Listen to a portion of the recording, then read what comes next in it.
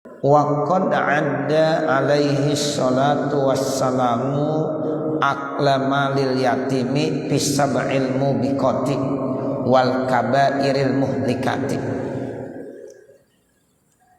Artinya, dan sungguh Rasulullah sallallahu alaihi wasallam mengelompokkan makan harta anak yatim itu masuk dalam 7 kelompok dosa-dosa besar yang bisa menghancurkan kehidupan manusia. Ya, jadi kita bicara masalah ya makan harta anak yatim. Kemarin ada ayatnya tuh, innal ladzina ya'kuluna amwalal yatama zulma innama ya'kuluna fi butunihim nara wa sayaslauna sa'ira. Kemarin ayatnya begitu ya Bapak Saudara. Sesungguhnya orang-orang yang makan harta anak yatim secara zalim, secara tidak benar, nah itu mereka sebenarnya makan api neraka di dalam perutnya. Jadi yang dimakan api. Jadi orang kalau makan harta anak yatim, nah itu sebenarnya dimakan api dalam perutnya. Ngeri berarti. Api dimakan, ya, ngeri. Ya, nah itu. Jadi orang yang makan harta anak-anak yatim itu mereka makan api sebenarnya dalam perutnya. Lalu kata Allah, wa sayaslauna sa'ira, mereka akan dimasukkan ke dalam neraka sa'ir. Sehingga dikelompokkan oleh Rasulullah makan harta anak yatim itu termasuk 7 dosa besar yang bisa menghancurkan tatanan kehidupan manusia. Jadi kalau kita baca nanti ada hadis dah, ada as-sab'ul mubiqat, ada 7 yang bisa merusak dan menghancurkan tatanan kehidupan, dan itu termasuk daripada al-kabair al-muhlikat, termasuk dosa-dosa besar. Contohnya syirik kepada Allah. Yang kedua, contohnya apa? Durhaka sama orang tua, makan riba. Terus ini yang dimaksud yaitu makan harta anak yatim.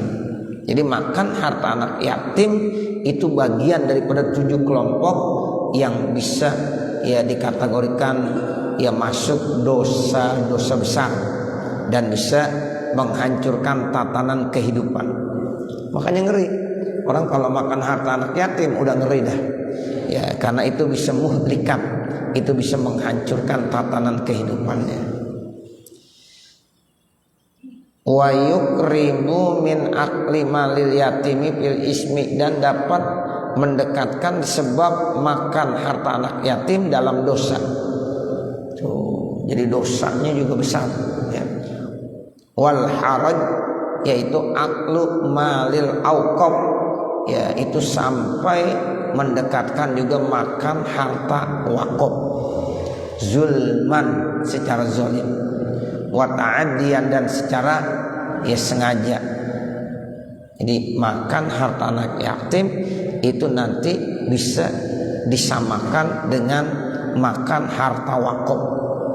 Harta wakaf ya sama, nggak boleh juga. Fayan bagil ihtirazu min zalika, maka seyogianya sebaiknya harus dihindarkan dari itu semuanya. Jadi sebaiknya kita harus menghindar, menjauh daripada ya makan harta anak yatim. Wa ghayatut tawaqi anhu, dan akhir daripada menjauhkan daripadanya, wa man tawalliha ra'san, dan benar-benar memalingkan sama sekali, isaron, supaya benar-benar berpengaruh disalamati untuk keselamatan, wabuk dan dijauhkan an mawadi'il khatari, dari tempat-tempat yang sangat berbahaya, wa madzanil haraji, dan tempat-tempat yang diduga itu bisa membuat dosa. Jadi kita juga ya tinggalkan tuh tempat-tempat yang di situ membahayakan, apa aja. Makanya tuh orang-orang tua kita nggak ada tuh yang namanya bikin yayasan yatim. Ya kalau mau ngasih aja nih. Ya kalau mau santunan dikasih, ada anak yatim dikasih. Nggak pernah bikin yang namanya ada yayasan seperti itu. Ya karena ditakut. Ya tapi kalau yang amanah bagus begitu. Ya bagus tuh karena dia udah bisa benar-benar membantu anak-anak yatim. Cuma jangan sampai dia nanti masuk dalam kategori yang membahayakan, karena dia udah masuk dalam perangkap yang sangat membahayakan. Jangan sampai yayasan anak yatim namanya, tapi untuk memperkaya diri sendiri. Nah ini yang kagak boleh. Jadi mengatasnamakan yayasan yatim, tapi yatimnya itu nggak diperhatiin, atau yatimnya kagak ada, tapi dia jadi memperkaya dari nama yayasan itu sendiri. Nah itu yang bahaya, yang dikatakan an mawadi'il khatar. Jadi lebih bagus dijauhkan itu tempat-tempat yang berbahaya. Wa mazanil haraj, dan tempat-tempat dugaan berbuat dosa. Itu begitu. Wallahu a'lam, dan Allah yang lebih mengetahui. Jadi kesimpulannya pokoknya udah jangan sampai kita makan harta anak yatim, gitu aja. Sebab ini sangat berbahaya, termasuk 7 dosa besar. Di antaranya adalah makan harta anak yatim.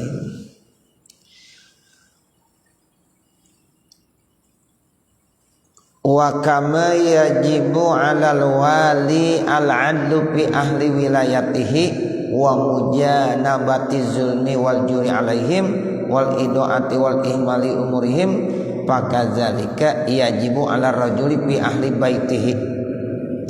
Sebagaimana wajib bagi wali untuk bersifat adil.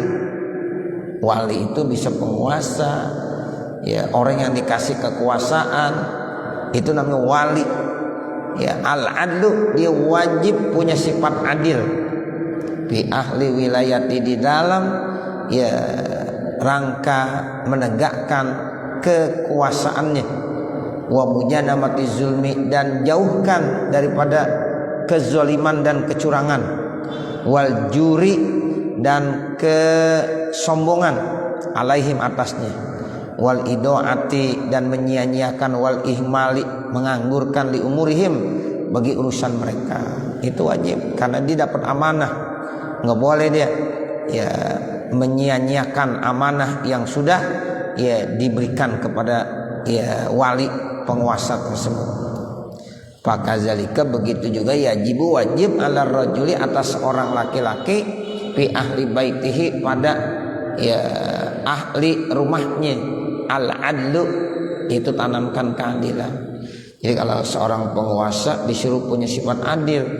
Nah begitu juga orang laki-laki yang udah dikasih amanah untuk memimpin rumah tangganya, sehingga dia harus juga berbuat adil. Salah kita, dan ini contohnya, kita ini kan termasuk pemimpin di rumah kita sebagai kepala keluarga. Kalau tadi penguasa disuruh punya sifat adil, kita juga diperintahkan untuk punya sifat adil, sama seperti penguasa. Kalau penguasa, dia mungkin yang diberikan amanah untuk ngurus rakyat. Tapi kalau kita di keluarga, itu adalah orang yang dikasih amanah untuk mengurus, yaitu keluarga kita. Kita punya istri, kita punya anak, punya keluarga di dalam rumah, itu kita sebagai pemimpinnya. Sehingga diharapkan kita ini harus punya sifat adil. Tuh, jadi sebagai kepala keluarga, bapak saudara harus punya sifat adil. Ar-rijalu qawwamuna 'alan nisa. Jadi seorang laki-laki itu menjadi pemimpin terhadap orang perempuan di dalam keluarga. Tuh, seperti jadi yang menjadi pemimpin keluarga ayahnya, suaminya, orang laki. Nah itu, jadi dia diperintahkan untuk punya sifat adil. Bagaimana bersikap adil sama istri? bagaimana bersifat adil sama anak-anak, bagaimana kita disuruh bersifat adil kepada anggota keluarga kita. Nah itu yang dimaksud yajibu ala rajuli li ahli baiti al adlu. Ya, jadi harus ada keadilan. Wal insafu, kesadaran. Jadi harus kita punya kesadaran. Ya, orang kalau punya kesadaran tuh bagus. Yang repot orang kagak punya sifat kesadaran, enggak sadar-sadar juga. Nah, kita harus punya sifat kesadaran. Oh iya, saya sebagai pemimpin, sadar dia. Nanti saya akan dimintai pertanggungjawabannya apa yang saya pimpin. Nah, seperti saya harus adil, enggak boleh ya zolim. Saya harus amanah, enggak boleh khianat. Nah, itu disadar tuh begitu. Ya, bahwa memang di dalam dirinya dikasih apa? Dikasih amanah. Nah, dia menyadari tentang hal itu. Kemudian wajtinabuz zulmi, jauhkan perbuatan zolim, kecurangan, wal ihmali, dan ihmal. Jadi nggak mau tahu, nganggur. Nah, itu jadi jauhkan daripada kezoliman. Fa innahum, maka sesungguhnya mereka ra'iyatu, rakyatnya. Jadi kita punya istri itu termasuk rakyat buat kita. Kita punya anak itu rakyat buat kita. Kalau seorang penguasa, pemimpin itu rakyat ya, yang harus benar-benar diperhatiin. Nah, kalau kepala keluarga, istri dan anak yang harus mendapatkan perhatian yang khusus. Kalau kita nggak bisa berbuat adil, kita zalim kepada mereka, nanti kita akan dimintai pertanggungjawabannya. Kullukum ra'in wa kullukum mas'ulun an ra'iyatihi. Ar-rajulu ra'in fi baitihi. Tuh, begitu. Setiap kamu itu pemimpin, dan setiap pemimpin akan dimintai pertanggungjawabannya di hadapan Allah. Nah, orang laki itu sebagai pemimpin di dalam rumah tangganya, sehingga nanti dia akan dimintai pertanggungjawabannya di hadapan Allah. Kira-kira tuh anak buahnya, istri dan anak-anaknya disikapi dengan baik enggak? Adil enggak dia? Zolim enggak dia? Nah ini, jadi fa innahum ra'iyatuhu, maka mereka itu adalah rakyatnya. Ra'iyah, rakyat jadi bahasa Arab tuh. Ya, ra'iyat, rakyat. Walahul wilayatu syar'iyyatu, bagi dia akan memiliki kekuasaan syar'i alaihim, atas mereka. Wa qad waroda, dan sungguh telah datang keterangan hadis, annar rajula, bahwasanya seorang yuktabu minaj jabbarin, ditulis dari kelompok manusia yang sombong dan angkuh, itu namanya jabbarin. Wa ma yamliku, dan tidaklah ia memiliki ila ahli baiti, kecuali keluarganya di rumah. Ai fayuzlimuhum, artinya dia berbuat zalim. Wa yajur alaihim, dia berbuat zalim, berbuat curang. Nas'alullahal latif, kita minta sama Allah yang maha lembut, yaitu al-lutfa wal afiyah, kasih sayang dan afiyah, wa tahaqquqa bit taqwa, dan bisa merealisasikan takwa, wal istiqamati, dan bisa merealisasikan istiqamah, wala haula wala quwata illa billahil aliyil azim, dan tidak ada daya, tidak ada kekuatan kecuali dengan bantuan Allah yang maha tinggi lagi maha mulia. Jadi sebagai kepala keluarga itu harus benar-benar ya amanah. Jangan sampai nanti dia melakukan kecurangan-kecurangan, karena mereka akan dimintai pertanggungjawabannya nanti di hadapan Allah Subhanahu wa taala. Wa'lamu, dan ketahuilah ma'asyiral ikhwan, wahai segenap saudara-saudaraku, ja'alanallahu wa iyyakum, semoga Allah menjadikan kita dan kamu minal barinal muhsinin, dari orang-orang senantiasa berbuat kebaikan. Al muhsinin, al barin sama tuh. Al barin artinya yang berbakti, yang melakukan kebaikan. Al-muhsinin artinya juga sama, orang yang melakukan kebaikan. Al-qaimina bihuquqihi, yang sudah menegakkan, melaksanakan hak-haknya Allah Subhanahu wa taala. Wa bihuquqi ibadihi, dan juga melaksanakan hak-hak hambanya. Ibtigha wajhihi, itu semata mengharap ya keridhaan Allah. Ya, jadi ibtigha wajhihi wa mardati, semata-mata itu ikhlas mengharap ridha Allah Subhanahu wa taala. Anna birrul walidaini, ketahuilah bahwasanya berbakti kepada kedua orang tua, wasilatal arhami, dan menyambung tali kekeluargaan, wal aqrabina, dan tali kekerabatan, wa husnal qiyami, dan melaksanakan yang baik-baik, bil ahli, dengan keluarga, wal iyali, sama keluarga, wal mamlukin, yang dimiliki, wal ihsani, dan melakukan kebaikan, ilal jirani, kepada tetangga. Jadi kita di samping harus berbakti sama orang tua, tanamkan silaturahim, kekerabatan, melaksanakan hak-hak kita, ya, baik kepada Allah, kepada sesama, ya, termasuk ihsan. Kita juga harus berbuat baik kepada tetangga. Tuh, jadi berbuat baik kepada tetangga ini penting, Bapak Saudara. Makanya kata Nabi, man kana yu'minu billahi wal yaumil akhir fal yukrim jarah. Siapa-siapa yang mengaku dirinya beriman kepada Allah, mengaku dirinya beriman kepada hari akhir, fal yukrim jarah, muliakan tetangganya. Tuh, jadi kita sama tetangga harus baik.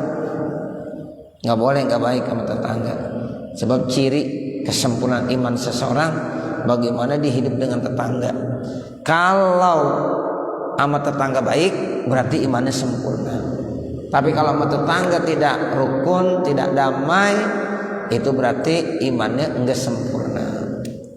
Makanya dibilang di sini, di samping kita ihsan, berbuat baik kepada orang tua, ya juga disuruh ihsan, berbuat baik ilal jiron, kepada tetangga. Ada tetangga saudara juga, tetangga saudara. Ada lagi tetangga sama-sama orang Islam. Ada lagi tetangga tapi non muslim. Itu ada 3. Semuanya disuruh berbuat baik. Kita punya tetangga kita masih saudara-saudara kita, apalagi gitu. Jangan sampai marahan, gak boleh. Kita punya tetangga tapi bukan saudara, tapi sesama kaum muslimin. Nah, itu seiman, seagama namanya. Ada lagi yang ketiga, kita punya tetangga, saudara bukan, kerabat bukan, seiman pun bukan, non muslim dia. Tetap kita harus memuliakan tetangga tersebut. Tuh, Islam ngajarinya begitu, Bapak Saudara. Ya, walaupun kita punya tetangga non muslim, tetap kita disuruh hormat. Makanya Nabi ngajarin kalau sama tetangga pagar jangan terlalu tinggi, supaya kenal sama tetangga. Jangan 10 meter, rumahnya 5 meter, tangganya 10 meter. Ya, udah 10 tahun kagak kenal sama tetangga. Ente tinggal di sini udah berapa lama? Ya alhamdulillah udah 10 tahun. Tuh tetangga ente yang sebelah kenal enggak? Kagak. Tuh. Karena pagernya main tinggi-tinggi ya. Nabi nggak boleh bilang begitu. Kita sama tetangga harus kenal. Tetangga itu ke depan 40 rumah, ke belakang 40 rumah, ke samping kanan 40 rumah, ke samping kiri 40 rumah. Banyak gak kira-kira? Lo banyak. Kalau tahlilan diundang semua kagak muat rumah kita. Ya, depan 40, belakang 40, samping kanan 40, samping kiri 40. Itu tetangga kita semuanya. Ya, seandainya dia non muslim, kita disuruh baik juga sama dia. Apalagi tetangga saudara seiman, semuanya kena. Ya kan? Dia siapa tetangga saya? Dia siapa? Ya saudara gue juga sih. Seiman lagi. Nah, itu udah 3-3-nya. Ya. Seandainya kita punya tetangga non muslim, tetap kita disuruh menghormati tetangga. Kita disuruh memuliakan tetangga. Enggak boleh kita menyakiti, mengganggu mereka, enggak boleh. Ya, sebab Islam itu mengajarkan kedamaian. Ya. Islam itu ajarannya rahmatan lil alamin. Ya, jadi membawa kasih sayang, santun, penuh dengan rahmat dan kasih sayang. Itu Islam. Sehingga sama tetangga disuruh baik-baikan. Tuh begitu. Masya Allah, ini ajaran Islam. Sampai-sampai kita kalau disuruh nyayur, suruh banyakin kuahnya. Tuh, kata Nabi, ibu-ibu, kalau kamu nyayur, sop ayam, ayamnya kecil banget, airnya seember. Ya. Terus gimana? Suruh bawain tuh tetangga-tetangga, walaupun cuma kuahnya doang. Ya, tuh disuruh begitu Bapak Saudara. Apalagi tetangga kita, saudara kita, yaitu abang gua, nah itu adik gua, itu encing gua, itu encang gua. Ya udah, makan durian jangan sendirian aja. Ya, tetangga cuma baunya doang. Ya, jangan bawain juga, sebab dia saudara kita juga, tetangga kita. Tuh begitu. Masya Allah, itu Islam. Ya, ajarannya begitu mulia. Wal ashab, kita disuruh juga berbuat baik kepada ashab, teman. Tuh, kadang-kadang sahabat melebihi daripada saudara. Iya kan? Orang kalau udah teman banget, udah teman dekat, udah bilang begini, dompet lu dompet gue, dompet gue dompet lu. Oh begitu. Ini duit nih, udah duit lu juga. Itu yang ada di dompet, udah temen deket gitu. Masya Allah, itu ashab sejati. Jangan cuma waktu kaya aja ditemenin, giliran susah nggak pernah nemenin. Ya, jangan. Jadi temen itu yang bagus yaitu lillah, karena Allah. Orang kalau teman karena Allah bukan ngelihat kekayaannya, ya enggak melihat kekayaannya, tapi dia berteman lillah, karena Allah. Saya cinta, saya suka kepada kamu lillah, karena Allah. Tuh begitu, Masya Allah. Sehingga lagi senang, lagi susah, tetap itu sahabat kita, teman kita. Ya begitu. Jadi jangan kita menilai dari harta bendanya, tetapi semuanya ya sahabat sejati. Ya itu begitu Bapak Saudara. Jadi kita disuruh berbuat baik kepada sahabat, wasairil muslimin, bahkan kepada semua orang-orang Islam. Kullu zalika, semuanya itu mimma amarallahu bihi, semuanya adalah perintah Allah. Wa hatha alaihi, dan dianjurkan oleh Allah. Wa raghaba fihi, dan dimotivasi oleh Allah. Wa nudiba alaihi, bahkan dianjurkan oleh Allah. Wa nuhiya antarkihi, dilarang meninggalkannya. Wa ighfalihi, dan melalaikannya. Wa tawa'ada ala ido'ati, bahkan diancam atas orang yang menyia-nyiakannya. Wa ihmali, dan menganggurkannya.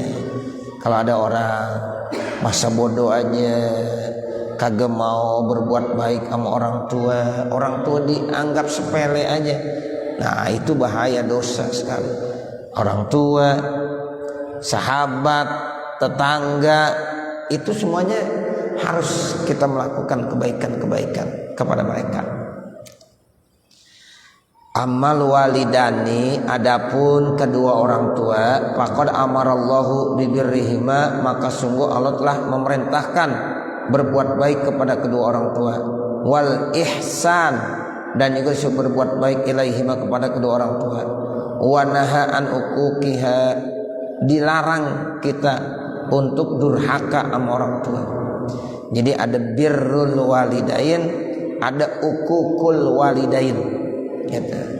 Ada birrul walidain, ada akul walidain. Kalau birrul walidain itu artinya anak yang berbakti sama orang tua. Kalau uququl walidain, anak yang durhaka kepada orang tua. Itu kalau durhaka dilarang. Wasaddada, bahkan dia mengancam bizalika ablagat tasdid, dengan ancaman yang berat. Orang kalau tidak taat sama orang tua, ancamannya berat sekali. Ridallah biridal walidain, wasuhtullah bisuhtil walidain. Redonya Allah tergantung redo orang tua, murkanya Allah tergantung murka orang tua. Ada orang baik banget sama Allah, sama orang tuanya nggak baik, ya itu tidak akan selamat hidupnya. Ada cerita di zaman Rasulullah, sahabat Nabi namanya Alqamah. Tuh Alqamah ibadahnya rajin, Bapak Saudara, rajin banget ibadahnya, sholatnya, puasanya, zakatnya, sodakohnya, rajin. Tapi ketika meninggal dunia enggak bisa mengucap kalimat la ilaha illallah. Pada saat mau meninggal dunia enggak bisa mengucap kalimat la ilaha illallah. Nabi sampai bingung apa penyebabnya. Sampai-sampai Nabi mengutus sahabat-sahabatnya. Di antaranya ada Bilal, ada sahabat Umar, ya disuruh datang, coba ajarin tuh Alqamah baca talqin la ilaha illallah. Coba talqinkan, ajarkan supaya dia bisa baca. Ternyata nggak bisa juga. Akhirnya tanya, ini Alqamah punya orang tua, masih punya ibu.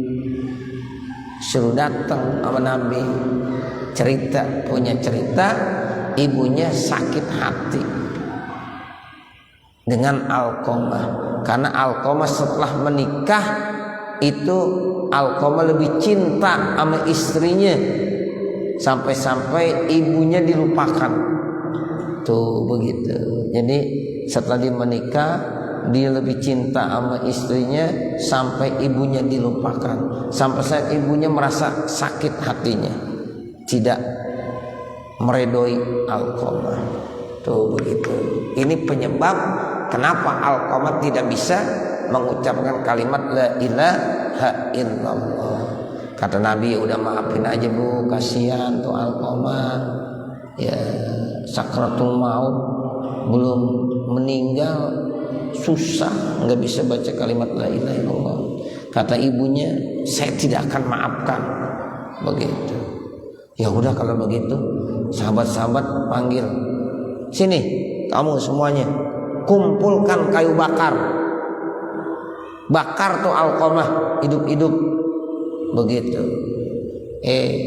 Pas banget dibilang mau dibakar Alqamah, ibunya enggak kasih. Jangan ya Rasulullah, itu anak saya. Masa anak saya mau mau dibakar hidup-hidup? Saya maafkan, saya redoin. Nah begitu. Terus kata Nabi, bener enggak meredokannya, ikhlas enggak sampai hati? Bener. Nah kalau benar nanti buktinya dia bisa mengucapkan kalimat la ilaha illallah. Lalu sahabat Bilal dipanggil, Bilal coba lihat Alqamah udah bisa nggak baca kalimat la ilaha. Ternyata pas waktu Bilal datang belum sampai kamarnya kedengeran Alqamah baca la ilaha illallah, langsung meninggal. Tuh begitu. Lalu Nabi nyolatin, habis nyolatin dikuburin. Dalam penguburannya Rasulullah tausiah. Di antara tausiahnya, wahai saudara-saudara, inilah buktinya. Ya, orang yang berbakti sama orang tua dengan orang yang durhaka sama orang tua udah jelas-jelas. Ya, itu diungkapkan, dijelaskan benar-benar oleh Allah. Sehingga jangan sekali-kali kita menyakiti hati orang tua. Begitu Bapak Saudara. Ridallah fi ridal walidain wa suhtullah fi suhtil walidain. Nah ini, jadi jiran, ashab, sairil muslimin, kullu zalika, semuanya itu diperintahkan oleh Allah Subhanahu wa taala. Apalagi berbuat baik kepada kedua orang tua, itu dianjurkan sekali. Jangan sampai durhaka, ukuk sama orang tua. Wadzalika fi kitabihil azim, itu semuanya dijelaskan dalam kitab Allah yang mulia, dalam Al-Quran. Wa ala lisani rasulihil karim, dan melalui lidah Rasulullah yang mulia. Qala Allah Ta'ala, Allah Subhanahu wa Ta'ala berfirman, wa qada rabbuka alla ta'budu illa iyyah wa bil walidaini ihsana imma yablughanna 'indakal kibara ahaduhuma aw kilahuma fala taqul lahumā uff wala tanharhuma wa qul lahumā qawlan karima. Itu ayatnya. Coba kita perhati ini ayat. Ya, jadi Allah Subhanahu wa taala berfirman, wa qada rabbuka, dan Tuhan kamu telah memerintahkan kepada kamu, alla ta'budu, jangan sekali-kali kamu menyembah illallah atau illa iyah, jangan kamu menyembah kecuali kepada Dia, Allah. Tuh, perintah Allah yang pertama begitu. Jadi kita sebagai manusia disuruh menyembah Allah. Wabil walidaini ihsana, nah yang kedua disuruh berbuat baik kepada kedua orang tua. Wabil walidaini ihsana imma yablughanna indakal kibara ahaduhuma, ada kalanya nanti ya salah satu daripada keduanya, bisa ayah bisa ibu, sudah mencapai usia tua, au kilahuma, atau dua-duanya udah tua. Fala taqulahuma, jangan sekali-kali kamu mengucapkan kepada kedua orang tua kata-kata membentak. Kata-kata dan kemudian wala tanharhuma, jangan membentaknya. Tuh begitu. Kita membentak orang tua enggak boleh. Mengucapkan kata-kata enggak boleh. Apalagi mukul. Kan ada orang bilang begini, Ustaz, coba ada enggak dalilnya kita dilarang mukul sama orang tua? Ya kagak ada. Dalil mukul kagak ada. Ada dalilnya jangan membentak, ya, jangan berkata kasar, membentak, begitu. Nah, kalau membentak saja udah kagak boleh, ya, membentak saja udah nggak boleh, apalagi memukul. Jadi nggak perlu pakai ayat, mana dalilnya? Kan nggak ada dalilnya tuh dalam Al-Quran. Kita sebagai anak dilarang memukul. Iya, memang nggak ada. Fala tadribhuma, nggak ada. Tapi yang ada fala taqul lahumā uff wala tanharhuma, jangan sekali-kali kamu membentak, berkata kasar, nggak boleh, dosa. Kalau berkata kasar, membentak aja udah dosa, haram, apalagi mukul. Jangan sekali-sekali kita sebagai anak mukul ibu, masya Allah, na'udzubillah min dzalik. Ya, durhaka kita sama orang tua, na'udzubillah, nggak akan berkah hidupnya anak yang durhaka sama orang tua. Fala taqul lahumā uff wala tanharhuma, jangan membentak kedua orang tua. Wa qul lahumā qawlan karima, dan ucapkanlah kepada keduanya dengan ucapan yang lemah lembut. Kalau bisa ucapkan dengan kata-kata yang lemah lembut, seperti itu. Wahfid lahuma janahal zulli minar rahmati, dan rendahkan terhadap keduanya sayap kerendahan penuh dengan rahmat dan kasih sayang. Jadi kalau kita di depan orang tua dulu diajarin sama orang-orang tua kita bongkok, merendahkan diri kita. Jangan tolak pinggang di depan orang tua. Kita ini siapa? Kita bisa seperti ini karena orang tua kita. Jangan mentang-mentang kita pintar, orang tua kita bodoh, disembarangin. Jangan. Orang tua kita bodoh, kita pintar. Ini kita pintar karena orang tua. Kadang-kadang semuanya ya untuk anak. Biarin dah, saya cuma lulus SD, tapi anak saya bisa S1. Biarin dah, saya cuma lulus SMP, tapi anak saya bisa S2. Biarin dah, saya orang tua cuma lulus SMA, tapi dia berusaha bagaimana anaknya supaya S3, sampai S kemong ya. Nah begitu. Itu orang tua. Iya kan, orang tua pengennya tuh supaya anak udah hebat. Ya nak, saya kagak bisa ngaji, tapi kamu jangan sampai nggak bisa ngaji lagi. Kamu harus pinter ngajinya. Ya, biarin ya, saya udah terlanjuran kagak bisa ngaji, tapi saya berharap anak saya harus bisa ngaji. Begitu orang tua. Saya lulus SMA, anaknya S3. Ya Allah. Itu namanya orang tua yang berhasil. Anak udah berhasil, S1, S2, S3 udah berhasil. Orang tuanya bodoh kagak diakuin, malu dia. Ya, nauzubillah min zalik. Ada yang begitu. Ya, dikenalan punya pacar. Ya, pacarnya orang kaya, orang keren. Ketika ditanya, "Kamu punya ayah, punya ibu?" Ya, ditanya. Ya, malu dia. Malu dia. Ngakuin nih orang tua saya, nih ibu saya, dia malu karena dia orang enggak berpendidikan, orang biasa. Ya, sehingga malu ngenalin sama calon istrinya. Ini bahaya nih, jangan. Nauzubillah min zalik. Ya, durhaka itu anak, enggak akan berkah hidupnya. Ya, mestinya kita bangga nih orang tua saya. Walaupun orang tua saya sederhana seperti, tapi dia berhasil. Ini buktinya saya bisa S1, bisa S2, bisa S3. Begitu mestinya. Ya, siapa yang berani merendahkan dia, saya kagak akan senang. Tuh begitu. Ya, jadi kita harus bela ya Bapak Saudara. Orang tua kita itu kita muliakan, kita angkat. Ya begitu, karena dia udah begitu berjasa. Kita siapapun orang tua kita, dia termasuk orang yang paling berjasa. Wahfid lahuma janahal zulli minar rahmah.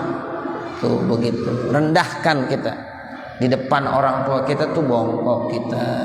Cium tangannya. Jangan sama orang tuanya salaman aja. "Mbak, gimana Mbak kabarnya Mbak?" Begitu. Ya, jangan, nggak boleh. Cium tangan. Ya, cium tangannya. Masya Allah. Ibu, apalagi ibu tuh keramat. Ya, jangan kita nyari wali kemana-mana karomahnya. Orang tua tuh jangan dilupain. Itu orang tua doanya lebih manjur daripada wali. Nah kalau udah kita bakti sama orang tua, baru cari yang lain. Ya begitu. Ya, jadi ini penting sekali kita ketahui. Ya, wa qur rabbirhamhuma kama rabbayani shaghira. Dan katakanlah, kita suruh baca doa, rabbirhamhuma, ya Allah sayangilah kedua orang tua saya, kama rabbayani shaghira, sebagaimana keduanya telah mendidik saya dan menyayangi saya saat saya masih kecil. Tuh, makanya kita selalu baca rabbighfirli wali walidayya warhamhuma kama rabbayani shaghira. Tuh kalau habis sholat jangan dilupain tuh Bapak Saudara. Rabbighfirli wali walidayya warhamhuma kama rabbayani shaghira. Rezeki itu bisa mampet, enggak didapatkan. Ya, kenapa? Kalau anak jarang doain orang tua. Tuh, jadi kita koreksi diri. Kalau kita selama ini rezeki kita seret, mungkin kita kurang banyak baca doa buat orang tua. Coba Pak, sekarang perbanyak baca rabbighfirli wali walidayya. Minimal abis sholat baca rabbighfirli wali walidayya. Mudah-mudahan nanti rezeki kita jadi lancar. Kalau keran air di atas air banyak, torennya airnya penuh, tapi di bawah dibuka nggak keluar mampet. Tuh begitu. Bukan kagak ada airnya, ada airnya, cuma kerannya mampet. Itu begitu tuh. Setelah kerannya diperbaiki gede dibuka.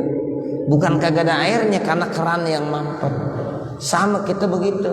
Rezeki Allah udah kasih, cuma kenapa jadi mampet? Gara-gara kita sama orang tua kagak baik. Ya, kurang baca doa. Doain terus orang tua kita. Habis sholat, rabbighfirli wali walidayya, rabbighfirli wali walidayya warhamhuma kama rabbayani shaghira. Sampai-sampai tuh kalau kita baca Fatihah, ghairil maghdubi alaihim waladdallin. Sebelum amin kita baca rabbighfirli wali walidayya amin. Tuh begitu. Ya. Masya Allah. Makanya salah satu yang bisa membuka pintu rezeki jadi berkah, jadi lancar, al ihsan ila ya walidai, ya berbuat baik kepada kedua orang tua. Nah ini dalilnya nih, kita udah baca ya, jadi wahfid lahuma janahadzulli minar rahmah wa qur rabbirhamhuma kama rabbayani shaghira. Begitu. Nah sampai sini nanti baru wa qala ta'ala wa wassaynal insana biwalidayhi hamalathu ummuhu wahnan ala wahnin wa fisaluhu fi amaini anishkurli wali walidayka ilayyal masyir. Nanti kita lanjutkan. Silahkan.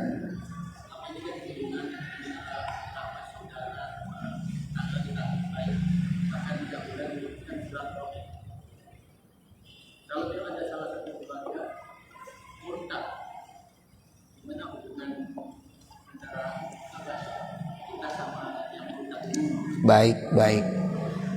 Begini Bapak Saudara, kalau terkait ada orang yang murtad dari keluarga kita, nah itu kalau hubungan dengan Allah kita jangan ikutin, kita jangan ikut murtad.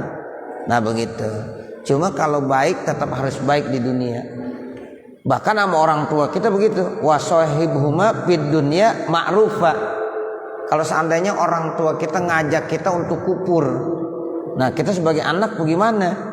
Jangan ikutin. Oh berarti saya menentang dong perintah orang tua. Ah ini masalah keimanan. Ya Allah bilang jangan pala tuti huma, jangan kamu taati. Kalau seandainya orang tua mengajak kita untuk murtad, untuk pindah agama, jangankan saudara, orang tua kita, jangan kita ikutin perintahnya. Tapi tetap wasahibhuma ma'ruf, kita disuruh bersikap baik di dalam dunia. Ya, kita beda agama, tapi tetap kita bersikap baik. Ya, seandainya ya orang tua kita sama kita beda agamanya, tetap kita disuruh baik dalam masalah dunia. Tapi kalau ikut-ikutan masalah ya nanti agama nggak boleh. Ya fala tutihuma, nggak usah diikutin. Tapi wasahibhuma fid dunya ma'rufa. Kalau masalah hubungan di dunia tetap disuruh santun, suruh baik. Itu akhlak yang diajarkan dalam Islam. Sama seperti yang tadi ditanya sama saudara, tetap kita baikkan masalah dunia. Tapi kalau ada masalah iman, jangan kita ikutin. Ya lakum dinukum waliyadin. Ya kamu, saya. Tapi kalau urusan dunia, ayo tetap ya bersama-sama santun. Nggak boleh kita gara-gara begitu marah. Gue males dah ya bergaul sama dia. Kenapa? Karena dia sekarang udah murtad, udah bukan lagi agama Islam. Walaupun dia saudara gue, tapi gue nggak akuin sebagai saudara. Di dunia tetap ya harus kita hormati. Tapi kalau masalah hubungan nanti agama, ya itu udah nggak boleh kita ikut-ikut seperti itu. Ya. Kalau misalkan dia udah murtad nih, dia ngundang kita, jadi mendoakan orang tuanya dia gitu. Apa kita boleh datang ke rumah dia untuk mendoakan orang tua kita di rumah dia? Kalau kaitannya dengan masalah-masalah dunia sih nggak apa-apa. Benar doain orang tua kita, dia kan udah murtad nih, ngundang sama dia. Dia rumah gua datang doain orang tua kita, berarti udah murtad tuh. Iya, kalau doa yang dimaksud untuk akhirat yang nggak nyambung, jangan gitu. Tapi kalau maksudnya doa biar dia sehat, lagi sakit misalnya, doain dong orang tua gua lagi sakit nih, kan dia udah murtad, ya nggak apa-apa, doain supaya sehat mah nggak apa-apa, gitu. Tapi kalau udah ya dia meninggal suruh sholatin, suruh baca doa, ya itu nggak boleh. Allahumma gfir lahum warhamhum, nggak boleh, gitu. Nyolatin jenazahnya juga nggak boleh. Iya, sebatas urusan dunia. Kalau akhirat udah lakum dinukum waliyadin. Kalau disakitkan dunia kita tengokin, boleh nggak? Boleh, gitu. Doain boleh. Ya Allah, mudah-mudahan disehat, disadarkan lagi. Ya boleh tuh, supaya dia masuk Islam lagi, berikan taufik dan hidayah. Ya nggak apa-apa, kita doain begitu. Tapi kalau dia udah meninggal dunia, kemudian kita disuruh nyolatin jenazah, jangan. Udah kagak nyambung masalahnya, udah lain alamat. Nah begitu. Kita doain Allah maghfir lahum warhamhum juga nggak bisa. Ya sebab ini udah beda, alamatnya udah nggak sampai. Nah seperti itu. Tapi kalau takziah sekedar kita turut berduka cita nggak apa-apa. Cuma kalau doain Allah maghfir lahu udah nggak boleh. Begitu. Ya. Ada lagi? Cukup ya? Oh silahkan.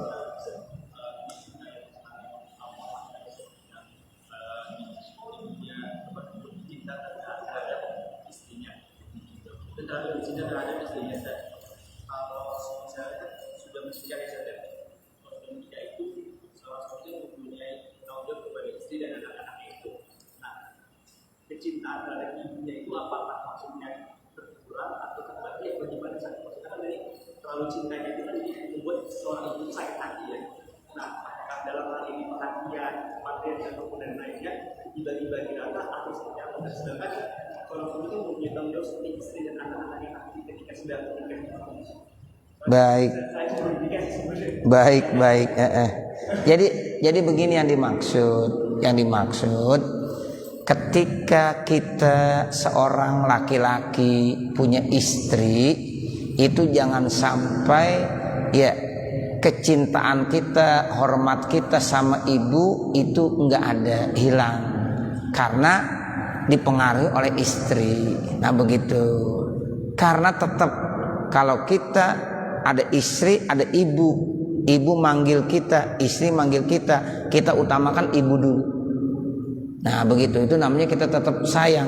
Abis kita panggil ya memenuhi panggilan ibu, baru kita penuhi panggilan istri. Beda kalau istri udah punya suami, dipanggil sama ibunya, dipanggil sama suaminya, maka istri punya kewajiban memenuhi panggilan suami terlebih dahulu. Abis memenuhi panggilan suami, baru memenuhi panggilan istrinya. Itu seperti itu. Yang tadi saya sampaikan Alqamah itu dia sampai nggak memperhatikan ibunya begitu. Kalau cinta mah nggak apa-apa, cinta sama istri boleh, cinta sama anak boleh, cinta sama orang tua juga harus begitu. Ya, ini kagak ada rasa cinta, nggak lagi diperhatiin ibunya. Nah seperti itu kan kadang-kadang ada ya seorang anak setelah dia menikah dilupain ibunya. Ya, dia lebih cinta sama istrinya, bahkan lebih mengikuti apa yang dikatakan oleh istrinya. Padahal tetap seorang anak punya kewajiban untuk taat sama ibunya dan sama orang tuanya. Nah seperti itu. Tapi kalau cinta ya sama ibu cinta, sama istri cinta, sama anak cinta, nggak apa-apa. Berarti dibagi-bagi cintanya. Iya. Ya saya sekarang cintanya bukan hanya sama ibu aja, sama anak juga, sama istri juga boleh. Ya, tapi sama ibunya tetap cinta, tetap ya dinomorsatukan seperti itu. Ya, kan kadang-kadang banyak ya orang yang udah menikah tapi lupa. Ya, yang tadinya sayang sama ibunya enggak lagi sayang. Nah, ibunya kan punya perhatian juga. Loh, kok anak gue biasanya sering datang, punya perhatian. Kok sekarang udah menikah enggak ada perhatiannya sama saya? Takutnya begitu doang. Jadi jangan menyinggung perasaan orang tua. Datang juga, sampaikan Bu, mungkin kalau dulu saya seminggu sekali datang, mungkin sekarang saya nggak seminggu sekali, ya sebulan sekali karena saya sibuk. Sekarang kan saya udah punya anak, udah punya istri. Begitu sampaikan sama ibu, nggak apa-apa. Ya ibunya nanti juga pengertian. Nah seperti oh iya nak nggak apa-apa. Nah begitu. Kalau yang diceritakan dari Alqamah emang benernya ibunya kagak diperhatiin sama sekali. Ya dengan sebab dia udah punya istri, sehingga akhirnya ibunya ya marah, durhaka, sampai saya bilang ya seperti itu, saya tidak akan maafkan karena hati saya sakit. Ya begitu kata ibunya. Jadi jangan sampai seperti Alqamah begitu. Ya. Cukup. Wassallallahu ala sayyidina Muhammad wa ala alihi wa sahbihi wa sallam walhamdulillahi rabbil alamin. Al-Fatihah. A'udzu billahi minasyaitonir rajim. Bismillahirrahmanirrahim. Alhamdulillahi rabbil alamin arrahmanir rahim maliki yaumiddin. Iyyaka na'budu wa iyyaka nasta'in. ihdinas siratal mustaqim siratal ladzina an'amta 'alaihim ghairil maghdubi 'alaihim waladdallin. Rabbighfirli wa liwalidayya amin. Bismillahirrahmanirrahim. Alhamdulillahirabbil alamin. Hamdan yuwafi ni'amahu wa yukafi mazidah. Ya Rabbana lakal hamdu wa lakas syukru kama yanbaghi li jalali wajhikal karim wa li 'azimi sultanik. Allahumma salli ala sayyidina Muhammad wa ala ali sayyidina Muhammad. Allahumma inna nas'aluka ridhaka wal jannah wa na'udzubika min sakhatika wan nar.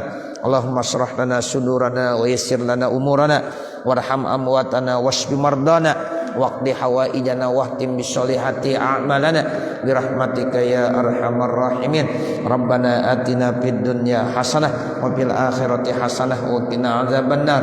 Wa sallallahu ala sayyidina Muhammadin wa ala alihi wa sahbihi wa sallam walhamdulillahi rabbil alamin. Wassalamualaikum warahmatullahi wabarakatuh.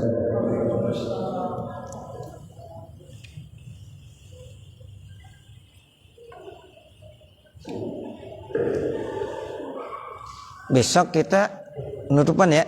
Iya, malam Rebo. Bapak hadirin jamaah, besok kita tawakupan gitu ya. Ya, jadi kita besok ya tawakupan sementara karena memang udah malam Jumatnya lagi udah nisfu, iya kan? Malam Jumatnya lagi udah nisfu Sya'ban, seperti itu. Jadi besok kita bahas masalah Ramadan aja ya. Kita bahas masalah Ramadan.